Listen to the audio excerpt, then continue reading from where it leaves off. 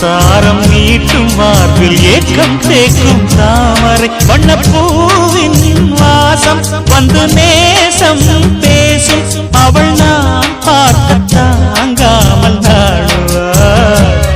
புது பூ கோலம் தான் காலில் போடுவார் என்னவென்று சொல்வதம்மா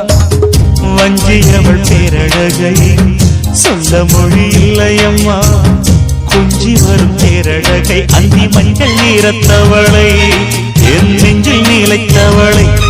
நான் என்னென்று சொல்வேன்